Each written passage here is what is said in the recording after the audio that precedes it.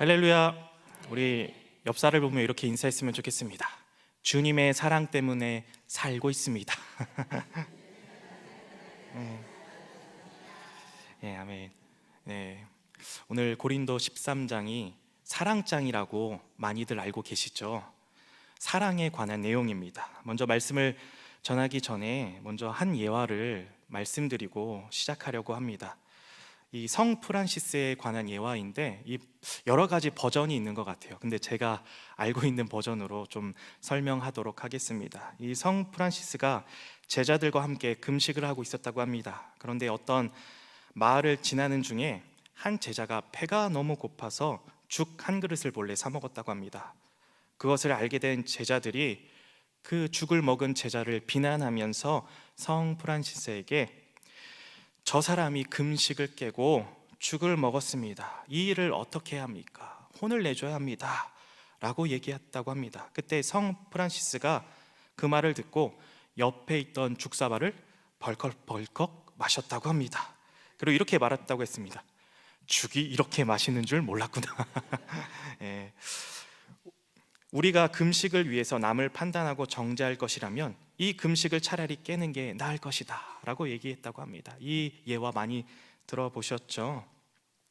이것이 우리가 가져야 될 덕목 중에 하나가 아닌가 싶습니다.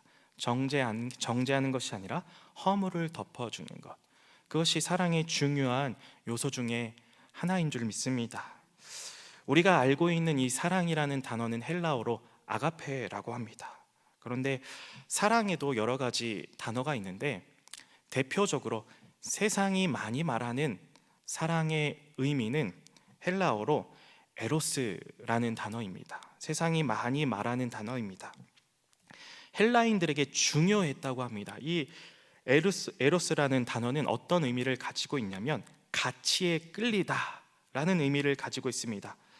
어떤 가치를 가진 대상을 자기의 것으로 만들고자 하는 행위가 바로 에로스라고 합니다.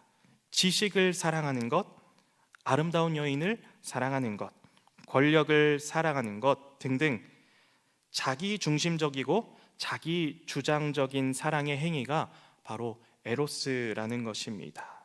그런데 성경은 사랑에 대해서 에로스라는 의미를 거의 사용하지 않습니다. 우리가 잘 알다시피 아가페라는 단어를 사용합니다. 오늘 고린도전서 13장에 사용된 단어는 바로 아가페입니다. 우리는 아가페의 사랑을 가져야 된다는 겁니다. 이 아가페라는 단어는 원래 예전에는 별로 드물게 쓰이며 특색이 없던 단어라고 합니다. 세상에서는 잘 사용하지 않던 단어였다는 것입니다. 그런데 하나님의 사랑, 그리스도의 사랑을 설명할 때 아가페라는 단어를 빼고는 설명할 수 없다는 겁니다. 여기에 어떤 의미가 있냐면 절대적인 사랑, 무조건적인 사랑, 희생적인 사랑이라는 의미가 아가페라는 단어에 담겨 있다는 겁니다. 제가 설명하지 않아도 이 아가페의 의미가 무엇인지 너무나 잘 알고 계실 것입니다. 이것은 하나님의 사랑, 그러니까 세상이 볼 땐 신적 사랑으로서 하나님 안에서만 누릴 수 있는 사랑, 하나님과 하나님 백성 안에서만 누릴 수 있는 사랑이 바로 아가페 사랑이라는 겁니다. 하나님이 자기 아들을 내어주심으로써 보이신 사랑이 바로 아가페 사랑이라는 겁니다. 그래서 아가페 사랑은 자기를 내어주는 사랑이라는 것입니다. 에로스는 자기가 무엇을 얻는 것, 취하는 사랑이라면 아가페 사랑은 무조건적으로, 절대적으로 자기를 내어주는 사랑이라는 것입니다. 우리가 이 사랑의 의미를 깊이 머릿속에 염두에 두고 오늘 말씀을 잘 들으시고 따라오셨으면 좋겠습니다. 먼저 오늘 말씀을 우리가 조금 이해하기 위해서 당시 고린도의 상황을 이해해야 합니다. 고린도 지역은 어떤 지역이었냐면 이탈리아와 아시아 사이에 위치한 육상 상업로를 관장했던 지역이었습니다. 구간 대부분이 안전해서 많은 사람들이 이 내륙 경로를 편안하게 이용했다고 합니다. 그뿐만 아니라 서쪽에는 레기옴이라는 항구가 있었고 동쪽에는 겐그리아 항구가 있어서 내륙뿐만 아니라 지중해 무역의 중심지가 될 수 있었다는 것이죠. 굉장히 내륙이로나 해상 교통로나 워낙 잘 발달하여 많은 사람들이 몰리고 그곳에서 거래를 하고 상업을 감당했던 지역이 바로 고린도였습니다. 무역의 중심 지역지이다 보니까 어떤 사업의 전략적인 요충지로서 이곳에서 모든 경제 활동에 필요한 요소들이 다 있었다고 합니다. 어떤 상업 거래, 물 공급, 여러 가지 자원 등 부족함이 없는 도시가 바로 고린도였다고 합니다. 또한 1세기 중엽 아우구스트 황제에 의해서 이 노예보다 지위가 살짝 높은 자유인들을 강제로 이주시켰는데 이 자유인들이 노예로 살다가 자유를 얻었잖아요. 가만히 있을까요? 아니죠. 부자가 되기 위해서, 귀족이 되기 위해서 엄청나게 열심히 일을 했을 것입니다. 그러다 보니까 경제 활동이 활발할 수밖에 없었던 것이죠. 자유 시민들은 다양한 직업을 가지고 있었고 상인, 농부, 노동자, 전문가 등으로 구성되어 있었다고 합니다. 그래서 자유 시민은 로마 제국과 경제 사회를 이끌어 나가는 중요한 역할을 감당했다고 합니다. 그래서 이 고린도가 굉장히 활기찬 도시였대요. 그리고 여기에 상인, 무역상, 퇴역 군인들이 오면서 다양한 사람들이 모이니까 여러 가지 많은 문화, 헬라 문화 아래서 다양한 문화가 공존했던 어떤 문화의 전성기를 보여주는 도시이기도 했다고 합니다. 이런 연유로 고린도 지역은 부유한 도시로서 어떤 일이 있었냐면 그 당시에 섬겼던 포세이돈 신의 영광을 위해 경연제로 그리스의 도시 국가들이 모여 운동 경기를 벌이곤 했다고 합니다. 마치 올림픽 같이 굉장히 큰 규모의 운동 경기를 열었다고 합니다. 이외에도 사랑과 아름다움과 번식의 여신인 아프로디테를 섬기는 사람들이 굉장히 많아서 고린도는 성적으로 아주 문란한 도시로 유명했다고 합니다. 이곳은 어떻게 보면 세상적인 자유와 문화가 아주 넘쳐났던 곳이 바로 이 고린도였다는 겁니다. 근데 바울은 제2차 선교 여행 중에 아마도 주 50년에서 51년쯤 겨울에 고린도에 도착하게 되었는데요. 이곳에서 약 1년 반 동안 머무르면서 교회를 개척했습니다. 고린도의 첫 그리스도인들의 대다수는 하층민, 이방인들인데 가난한 사람들이었던 것으로 보입니다. 그러나 그들과 더불어 부유층, 부자인 사람들도 있었다고 합니다. 그리고 유대 그리스도인들도 꽤 있었던 것 같습니다. 당시 고린도 지역 사회 분위기 속에서 다양한 무리들이 모인 고린도 교회 안에는 많은 문제들이 있었다고 합니다. 우리가 잘 알다시피 교인들 사이에서 바울파, 아볼로파, 베드로파, 그리스도파가 갈리고, 그리고 또 어떤 문제가 있었냐면 의붓 어머니와 동침하고 창녀와 동침하는 듯 성적 문제가 있었고, 교인들끼리 법정에 가서 소송하는 문제가 있었고, 우상에게 드려진 제물을 먹는 문제, 그리고 또 성찬에도 문제가 있었는데 먼저 온 자들이 성만찬에서 배를 채워서 뒤늦게 온 가난한 자들이 이 성만찬에 참여하지 못하고 굶는 문제가 일어났다고 합니다. 그리고 또 이뿐만 아니라 신학적으로도 문제가 있었다고 해요.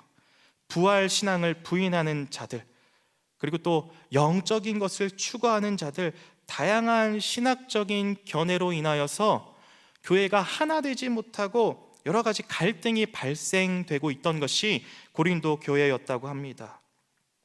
그런데 아이러니하게도 이러한 다양한 문제를 안고 있는 고린도 교회 안에 다양한 은사가 나타나고 있었다는 것입니다. 그런데 이 은사가 하나님이 기뻐하신 방향으로 사용되고 있던 것이 아니라 이 고린도 교회의 성도들이 은사에 현혹되어서 자신의 연약함을 보지 못하고 자신의 죄악을 깨닫지 못하고 은사를 통해 서로 경쟁하고 은사의 심취에 예배를 열심히 드리고 있었다고 합니다. 바울은 12장 14장에서 고린도 교회에 나타나는 은사를 보면서 왜 은사가 필요한지, 은사가 무엇인지, 그리고 너희가 행하는 그 은사의 문제가 무엇인지 밝히고 있습니다. 이러한 차원에서 우리가 사랑장을 보아야 된다는 겁니다. 이들은 먼저 우상의 신전에서 벌어지는 잔치에 그들은 영혼이 벌써, 그러니까 그들이 구원받았기 때문에 우리는 몸은 아무것도 상관이 없어. 몸은 중요하지 않아. 우리는 이미 구원받아서 이미 자유를 누리는 존재야 라는 어떤 잘못된 신학적 견해를 가지고 죄를 범하는 이들이 교회 안에 많았다고 합니다. 그래서 이들이 우상 제물을 먹는 것이 잘못은 아니지만 자신이 어떤 행하는 그런 모습을 통해 많은 사람들을 실족하게 했다는 거죠. 심지어 문란한 성생활까지도. 우리는 이미 구원받았기 때문에, 육체는 자유롭기 때문에 성적으로 우리는 자유의 잘못된 사상을 가지고 삶을 이어나갔다는 것입니다. 심지어 이방인들조차도 할 수 없는 짓까지 고린도 교회 성도들이 행하게 됩니다. 이들을 소위 말해 열광주의자들이라고 합니다. 그런데 이들과 반대되는 견해를 가진 사람들도 있었습니다. 이들과는 반대로 극단적인 금욕주의 성향을 보이는 성도들 무리도 있었습니다. 그들은 육은 중요하지 않고 영혼만 중요하며 구원받는 것이 가장 최고의 가치다. 영혼 구원받는 것이 가장 최고의 가치인데, 여기서 다른 것이 무엇이냐면 영혼을 구원하기 위해서는 육에 얽매이는 것을 피해야 된다라고 생각했습니다. 그래서 그들은 결혼을 하지 않으려고 했습니다. 시장에서 살 수 있는 고기 먹기를 꺼려 했습니다. 여러 가지 금욕적인 삶을 이어나갔다는 것입니다. 그래서 이 열광주의자들과 금욕주의자들 사이에 갈등이 발생할 수밖에 없었죠. 전자는, 열광주의자들은 우리는 이미 구원의 지식을 획득한 자들이다. 우리의 지혜와 지식을 자랑한다. 자기의 삶을 막 자랑합니다. 자유를 자랑하고, 이 금욕주의자들은, 앞에 있는 열광주의자들은 연약한 자들, 부족한 자들이라고 멸시했으며 그들을 육적인 방탕자들이라고 비난하고 영적인 교만을 품고 있었습니다. 고린도 교회는 이런 식으로 분열되었습니다. 열광주의자, 금욕주의자, 가난한 자, 부한 자, 이렇게, 그리고 또 베드로파, 바울파, 그리스도파, 여러 가지 다양한 모습으로 분열되어 있었다는 것입니다. 바울은 이러한 문제들을 해결하기 위해 편지를 보내고 동역자들도 보내고, 어떤 학자는 바울이 직접 방문하기도 하며 엄청 애를 썼다고 합니다. 이러한 상황 속에서 바울이 이 문제를 해결하기 위해서, 특별히 그들이 은사를 통해 드러내는 실수를 통해 그들의 잘못을 지적하며 그들에게 정말 무엇이 필요한지 가르쳐주고 있는 것이 바로 고린도전서 13장이라는 겁니다. 바로 앞에 12장을 보면 은사에 대한 이야기를 쭉 하고 나서 13장에 사랑을 말합니다. 성경은 은사나 봉사직은 모든 성도의 유익을 위하여, 그리고 나 자신을 온전하기 위하여 준 것이라고 말씀합니다. 우리 고린도전서 12장 11절에서 12절 말씀을 우리 같이 한 목소리로 읽도록 하겠습니다. 이 모든 일은 같은 한 성령이 행하사 그의 뜻대로 각 사람에게 나누어 주시는 것이니라. 몸은 하나인데 마음은 지체가 있고, 몸은 지체 한 몸과 같이 그리스도도 그러하니라. 우리 또 이어서 에베소서 4장 11절 12절 말씀을 읽도록 하겠습니다. 시작. 그가 어떤 사람은 사도로, 어떤 사람은 선지자로, 어떤 사람은 복음 전한 자로, 어떤 사람은 목사와 교사로 삼으셨으니 이는 성도를 온전하게 하여 봉사일을 하게 하며 그리스도의 몸을 세우려 하심이라. 그래서 은사는 성도를 온전케 하고 그리스도의 몸된 교회를 세우는 어떠한 커다란 원칙 속에서 이해되어져야 된다는 겁니다. 다시 고린도전서 12장 31절에 너희는 더 큰 은사를 사모하라 라고 이렇게 말씀하는 겁니다. 은사가 자기 증명용이 아니라 그리스도께서 요구하시는 그 은혜와 유익을 돕는 봉사의 차원에서의 은사임을 사도 바울이 계속 강조하고 있는 것입니다. 그런데 그 은사의 원리가 어디에서 두드러지게 나타나냐면 그것이 바로 사랑이라는 겁니다. 은사의 원리는 사랑 안에 아주 두드러지고 분명하게 나타난다는 것입니다. 그래서 사도 바울이 지금 사랑을 얘기하고 있는 겁니다. 너희들 은사 그렇게 사용하면 안 돼. 은사는 어떻게 사용해야 되는 거냐면 사랑의 모습을 통해, 특별히 아가페 사랑의 모습을 통해서 너희가 은사를 사용해야 된다라고 고린도 성도들에게 가르쳐 주고 있는 것입니다. 그러나 이 사랑은 우리가 알다시피 세상이 말하는 사랑과 너무나도 다릅니다. 우리가 1절부터 7절의 말씀을 크게 두 단락으로 나눌 수 있습니다. 1절부터 3절까지는 사랑이 없으면 모든 은사들은 헛된 것이다.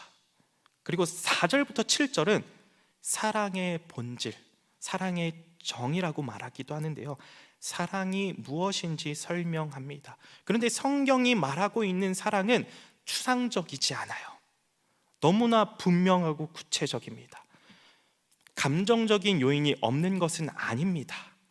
감정적인 부분이 있습니다. 마음이 따뜻해지고 행복해지고 기쁘고 이러한 감정적인 요소가 있지만 사도 바울이 지금 고린도 성도들에게 사랑을 설명할 때에 어떤 이런 감정적인 부분보다는 실제적인 행동의 부분을 강조하고 있다는 것을 우리는 반드시 염두에 두어야 된다는 겁니다.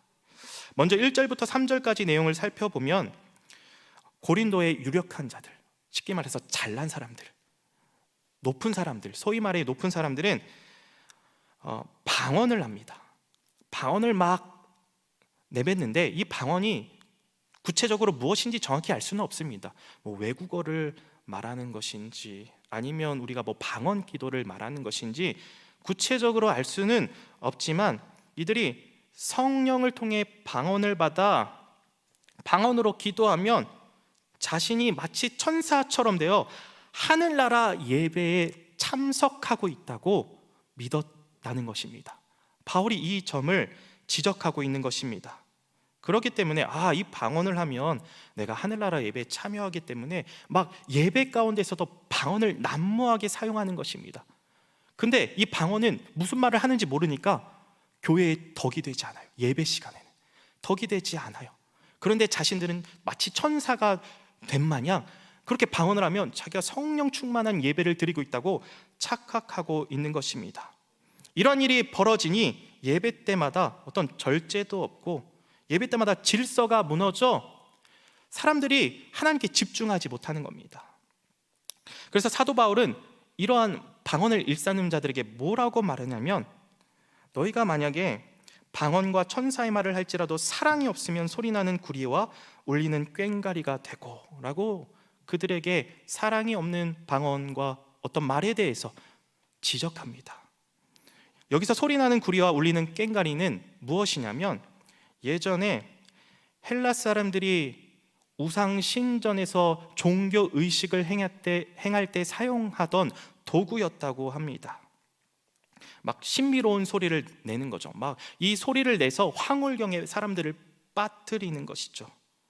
그런데 너희가 사랑 없이 행하는 그런 방언과 어떤 아름다운 말은 이러한 사이비 우상 신전에서 드리는 소리에 불과하지 않는다라는 것을 콕 집어 얘기하고 있는 것입니다. 단순히 알아들을 수 없는 말만 하는 것이 아니라 공허한 외침, 공허한 소리를 내는 것과 같다라고 말하는 것입니다. 사랑 없이 방언만 해대는 것, 천사의 말을 해대는 것은 그들이 과거에 드렸던 이방 종교 의식과 다를 게 없다는 것을 사도 바울이 꼭 집어서 말하고 있는 것입니다. 그들 나름 자기 자신은 예배를 너무 잘 드린다고 했어요. 예배 드리면서 우리 이럴 때 있잖아요. 막 하나님께서 뜨거운 감동을 주시고 막 뜨거운 은혜를 받아서 막 자신감이 넘치고 감사가 넘치는 그런 경험을 하잖아요. 설령 방언을 통해 그런 경험을 할지라도 너희가 사랑이 없다면 아무것도 아니다라는 것을, 너희는 예배 제대로 드리고 있는 것이 아니다라는 것을 사도 바울이 적나라하게 지적하고 있는 것입니다. 그리고 이어서 사도 바울이 이뿐만 아니라 다양한 은사들을 쭉 설명합니다. 이미 사도 바울이 앞에서 이런 은사들을 많이 설명했어요. 우리 고린도전서 12장 8절에서 11절 말씀을 좀 같이 살펴보도록 하겠습니다. 시작. 어떤 사람에게는 성령으로 말미암아 지혜의 말씀을, 어떤 사람에게는 같은 성령을 따라 지식의 말씀을, 다른 사람에게는 같은 성령으로 믿음을, 어떤 사람에게는 한 성령으로 병 고치는 은사를, 어떤 사람에게는 능력 행함을, 어떤 사람에게는 예언함을, 어떤 사람에게는 영을 분별함을, 다른 사람에게는 각종 방언을 말함을, 어떤 사람에게는 방역들 통역함을 주시나니 이 모든 일은 같은 한 성령이 행하사 그의 뜻대로 각 사람에게 나누어 주시는 것이다 라고 사도 바울이 이렇게 여러 가지 은사의 종류를 설명하고, 또 오늘 고린도전서 13장 2절에서도 여러 가지 은사를 설명합니다. 예언하는 능력, 모든 비밀을 아는 것, 모든 지식을 알고 산을 옮길 만한 모든 믿음. 어떤 여기서 믿음은 예수 그리스도에 대한 믿음이 아니라 어떤 능력을 행하는 믿음을 가리키는 것입니다. 이러한 은사들, 능력이 있을지라도 사랑이 없으면 내가 아무것도 아니요라는 것입니다. 내가 아무것도 아니라는 것입니다. 이러한 능력이, 이러한 은사가 있을지라도 사랑이 없으면 허무하고 공허하고 헛되다라는 것을 사도 바울이 말씀하고 있는 것입니다. 그리고 나서 1절부터 3절까지, 그리고 3절에 내게 모든 것으로 구제하고 내 몸을 불사를지라도 사랑이 없으면 내게 아무 유익이 없느니라. 여기서 내게 아무 유익이 없느니라는 마찬가지로 내가 아무것도 아닙니다. 사랑이 없는 나는 하나님 보시기에 아무것도 아닙니다. 사람들 보기에는 대단하고 잘날 수도 있어요. 우리 교회에서 봉사를 하다 보면은 특별히 달란트가 많으신 분들이 있죠. 그래서 그 달란트 많으신 분들을 보시면서 열등감을 느껴 나는 못해 이렇게 빼시는 분들도 많이 계십니다. 많이 계십니다. 그런데 정말 그 달란트를 많이 갖고 봉사하시는 분들이 정말로 사랑으로 내가 교회를 세우고 내가 옆 사람을 위해 희생하는 마음으로 나의 달란트를 사용하지 않는다면 하나님 보시기에는, 많은 사람들이 박수치고 인정할지 모르지만 하나님 보시기에는 뭐라고 말씀하시는 거예요? 아무것도 아니야. 너는 나를 위해 한 게 없어. 이렇게 말씀하신다는 겁니다. 그래서 이 사랑이라는 것이 은사에 있어서 가장 중요한 원리로 작용되고 있다는 것을 우리가 좀 깊이 생각해 봐야 된다는 겁니다. 그런데 이 사랑의 원리가 무엇이냐? 이것을 4절부터 7절까지 설명하고 있는 것입니다. 4절부터 7절까지 사랑에 대해서 설명하는데 15개의 동사로 설명해요. 한 개로 정의해 줬으면 우리가 외우기 참 쉬웠을 텐데 사도 바울은 15개의 동사, 한 2가지 정도는 행해야 할 것, 그리고 행하지 말아야 할 어떤 부정적인 의미, 그러니까 반대의 의미로 사랑을 정의합니다. 이렇게 사랑의 정의가 굉장히 구체적으로 나와 있는 것을 우리가 봐야 하는데, 맨 처음 나오는 것이 바로 오래 참음입니다. 오래 참음. 우리 로마서 2장 4절 말씀을 우리 같이 읽도록 하겠습니다. 시작. 혹 내가 하나님의 인자하심이 너를 인도하여 회개하심을 알지 못하는 그의 인자하심과 용납하심과 길이 참으심이 풍성함을 멸시하느냐. 하나님이 한 인생을 인도하고 회개시키실 때에 어떤 마음과 어떤 행동을 보이셨다고 말씀합니까? 용납하신 같이 참으셨다 라고 성경은 분명히 말하고 있습니다. 하나님이 우리에게 보이신 사랑이 첫 번째 무엇이냐? 오래 참음입니다. 사랑은 오래 참는 것이라고 말씀합니다. 왜냐하면 하나님은 우리가 하나님 앞에 큰 죄인이며 하나님 앞에 너무나 많은 범죄를 저질렀음에도 불구하고 그 죄값대로 우리에게 갚으시지 않으셨습니다. 우리에게 복수하지 않으셨습니다. 하나님을 보면 우리는 오래 참음의 의미를 너무나 깊이 발견할 수 있습니다. 이 오래 참음은 나에게 그냥 단순히 참는 것뿐만 아니라 나에게 해를 끼치는 자에게 복수하지 않고 견디는 것을 의미합니다. 이어서 나오는 온유함도 같은 맥락입니다. 나에게 해를 끼치는 자에게 친절과 선을 베푸는 것을 뜻합니다. 그래서 오래 참음과 이 온유는 사랑의 속성 중에 일맥상통한 짝이라고도 볼 수 있는 것입니다. 사도 바울은 고린도 교회에게 이렇게 얘기했던 것이죠. 너희는 사랑을 행해야 한다. 사랑이 없으면 그리스도인으로서 아무것도 행하지 않는 것과 같다. 사랑이 무엇이냐? 바로 너희 중 많은 사람들과 달리 반대로 행하는 것이다.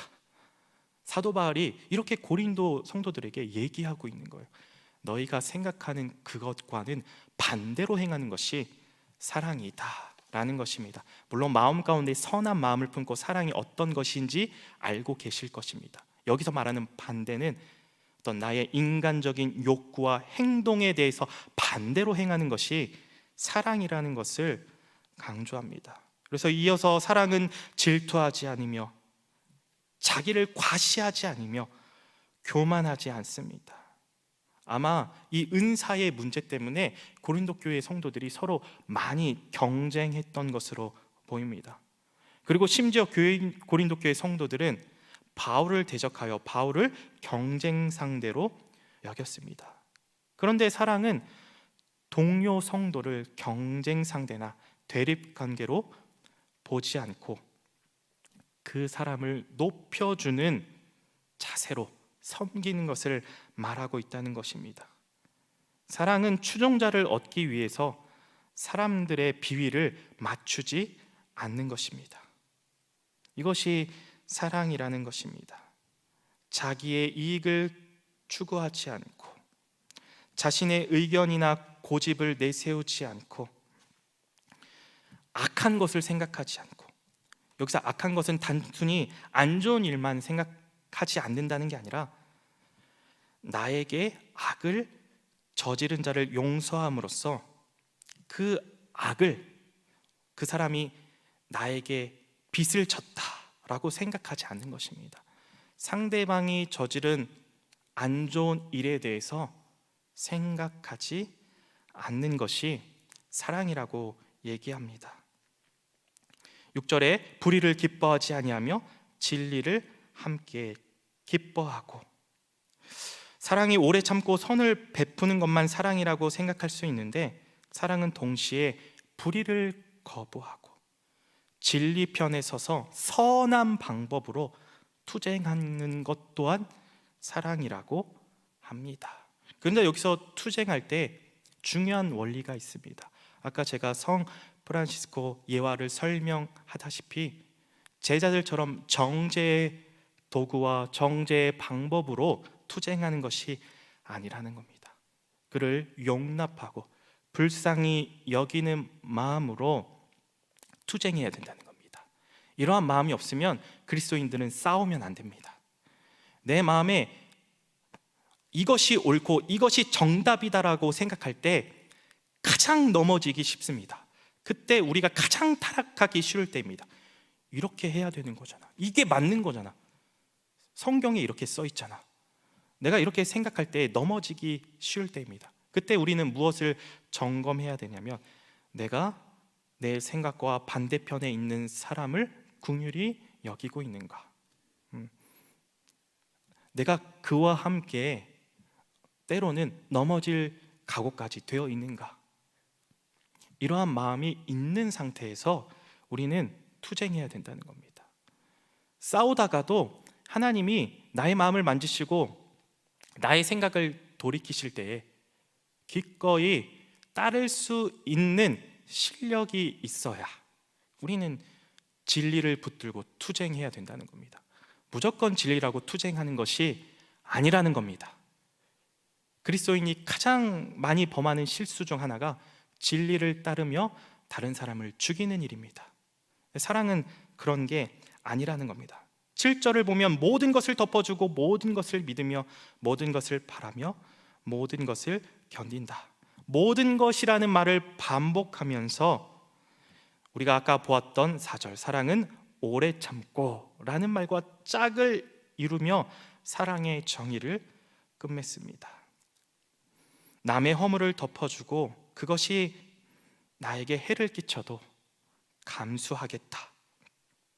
그리고 모든 것을 믿는다는 것은 이웃이 무조건 어떤 나쁜 짓을 하는데 무비판적으로 믿어준다는 게 아니라 그 사람이 실망스러운 행위를 했을지라도 그 사람과 나는 근본적인 신뢰의 관계를 유지하겠다.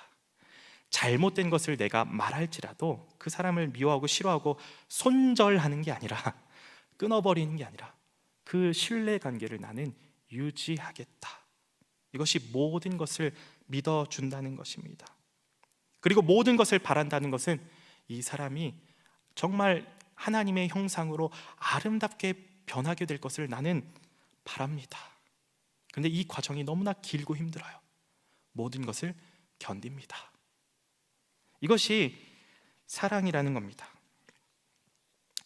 나에게 잘못을 저질러도 그 피해를 내가 고스란히 입고 인내하고 그 사람이 변할 것을 바라고 모든 것을 견딘다는 겁니다. 4절부터 7절에서 사랑의 속성들을 나타내는 15개의 동사들은 예수 그리스도의 성품을 그려낸 것이라고 볼 수 있습니다. 그러기에 우리는 예수 그리스도의 삶을 따라갈 때 이 사랑의 모습대로 실천하며 살아갈 수 있다는 것입니다. 우리가 가장 이 사랑을 행하면서 많이 범하는 실수가 무엇입니까? 사실은 성도들이 넘어지는 많은 이유가 뭐냐면 어떤 도덕적인 죄뿐만 아니라 어쩌면 이것이 더 크게 작용할 때가 있습니다. 나는 너와 다르다. 제일 기도를 많이 할 때, 예배를 많이 드릴 때 이러한 현상이 두드러지게 나타납니다. 나는 너와 다르다. 나는 기도하는데 넌 왜 기도 안 하냐? 나는 참고 인내하는데 너는 왜 못 참느냐? 나는 어려운 상황 속에서도 감사하는데 너는 왜 불평만 하느냐? 너는 왜 나랑 다르냐? 이러한 마음을 가질 때에 성도는 가장 크게 넘어진다는 겁니다. 우리 안에 그리스도의 사랑이 없기 때문입니다. 은혜를 받아서 열심히 넘칠 때 우리는 마치 바리새인같처럼 나는 저 사람과 같지 않아서 감사합니다 라는 기도가 나오게 된다는 겁니다. 열심을 낼 때에는 오른손이 하는 것을 왼손이 모르게 해야 되는 것이죠. 우리가 사랑이 없다면 사랑으로 정의되어지지 않는 모든 은사는 아무 소용이 없다는 것을 우리 말씀을 통해 깊이 깨달아야 합니다. 어떤 은사를 많이 가진 사람들이 교회에 많으면 교회는 잘 돌아갈지 모릅니다. 제가 충격적인 얘기를 신학교 시절 때 들었는데 한 목사님이 이렇게 얘기하셨어요. 어떤 학생에게 누구누구 학생 성령의 능력이 없이 교회가 잘 돌아갈 수 있겠나? 질문을 던졌는데 그 학생이 아니요, 당연히 하나님이 붙드셔야 교회가 잘 돌아갈 수 있지 않습니까? 라고 대답을 했다고 합니다. 그때 그 교수님이 뭐라고 얘기하냐면 아니다, 성령의 능력이 없이도 교회는 잘 돌아갈 수 있어. 은사가 많은 사람들이 행정적인 일을 잘 처리하면 교회는 잘 돌아갈 수 있어. 사람들이 보기에는 문제가 없고 아름답게 운영되어질 수 있어. 그러나 주님이 볼 때에는 그 교회는 교회가 아니라네. 이런 얘기를 제가 들은 적이 있었습니다. 예화를 들은 것입니다. 은사가 많은 사람들, 많은 달란트와 재능이 많은 곳에는 분명히 아름다운 일들이 벌어집니다. 사람들에게 많은 유익을 끼칩니다. 그런데 주님은 아무것도 아니라고 얘기하시는 겁니다.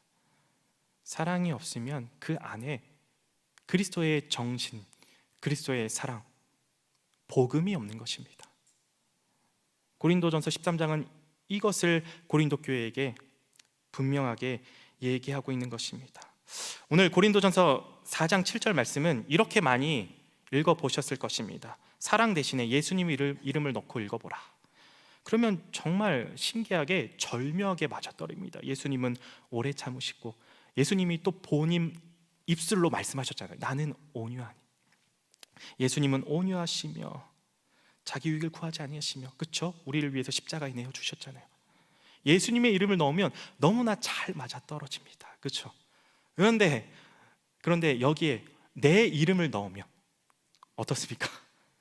너무나 부끄럽습니다. 하나도 맞는 게 없습니다. 하나도 맞는 게 없습니다. 너무 부자연스럽습니다. 이 사랑장은 이 사랑을 행하는 자만이 이해할 수 있는 말씀입니다. 그리고 우리는 그 사랑을 행하는 것이 너무나 어렵다는 것을 알고 있습니다. 제가 신앙생활하면서 고린도전서 13장에 대한 설교를 많이 들었던 것 같습니다. 제가 공통적인 설교의 한 부분을 말씀드리면, 말씀을 전하시는 목사님들이 이렇게 말씀하시더라고요. 설교하는 자가 사랑이 없으면 전하는 말씀이 무슨 소용이 있겠냐. 그러면서 마치 설교하시는 분들은 사랑이 많은 사람처럼 얘기하시는 것을 볼 수 있었습니다. 물론 교만이 아닙니다. 내가 성도님들을, 담임 목사님들이었거든요. 담임 목사님들은 부목사님보다 더 성도님들을 사랑할 수밖에 없어요. 함께해온 세월이 있잖아요. 아픔과 눈물과 기도의 시간이 있잖아요. 담임 목사님들이었는데 내가 사랑하지 않으면 이 설교도 헛된 게 아니냐라고 말씀하시는 거예요.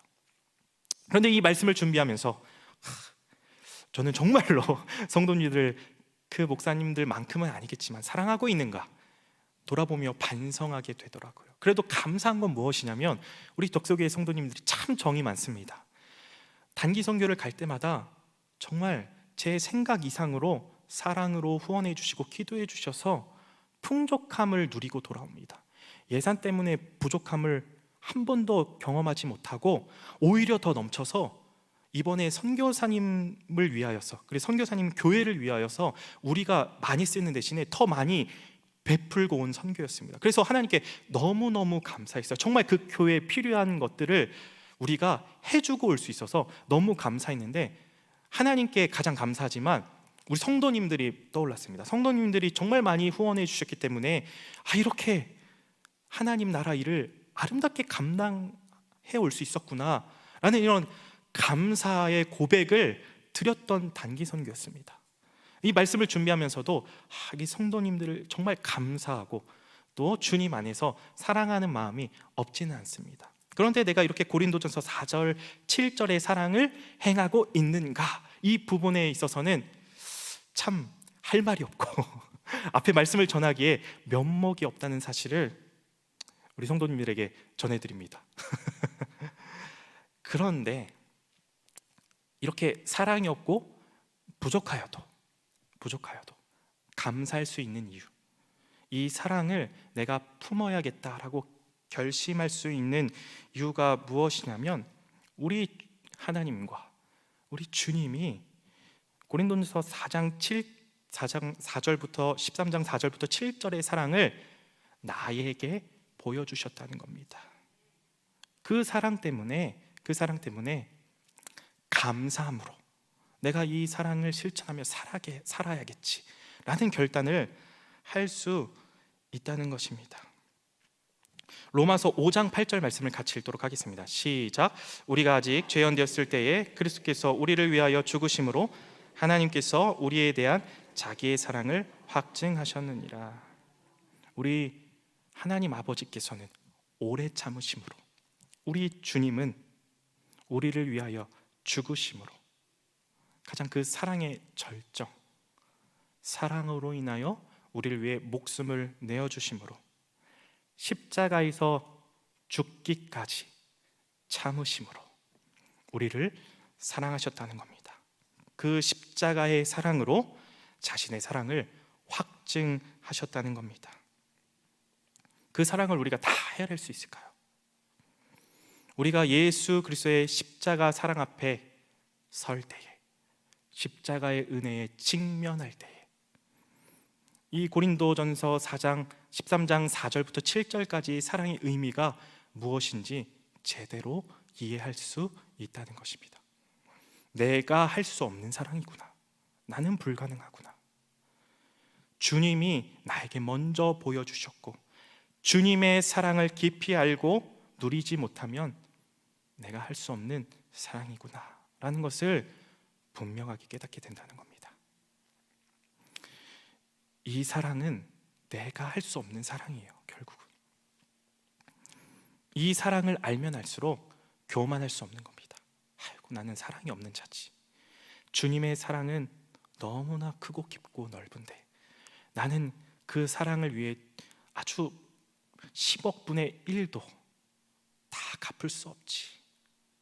내 자신의 내 가슴을 치게 된다는 겁니다. 주님의 사랑을 알면요. 그리고 주님 때문에 억울하지 않고 참을 수 있는 거예요. 주님이 저 사람보다 더 못한 나를 얼마나 오래 기다리고 참아주셨을까? 주님이 얼마나 나를 사랑하시기에 죽기까지 하셨을까?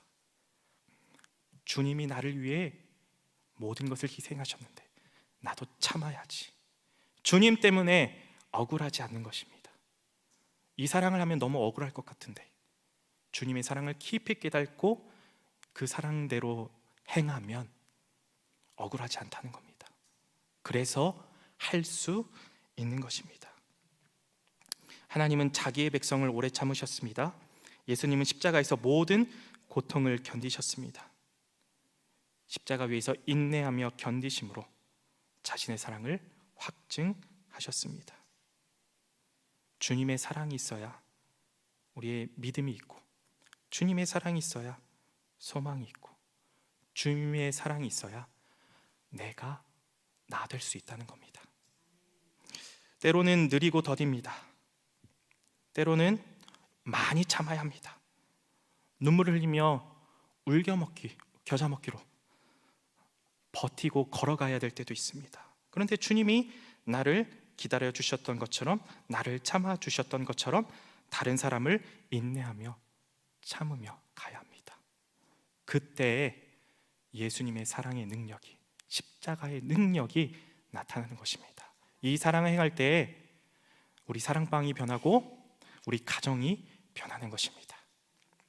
오늘 이 말씀을 통하여서 우리가 그동안 잊고 살았던 주님의 사랑을 다시 한번 기억하면서 감정적인 사랑이 아니라, 때로는 감정적으로 동의가 되지 않더라도 주님의 사랑에 우리가 깊이 빠져서 주님이 참으셨으니까 나도 참겠습니다. 주님이 허물을 덮어주셨으니 나도 다른 사람의 허물을 덮겠습니다.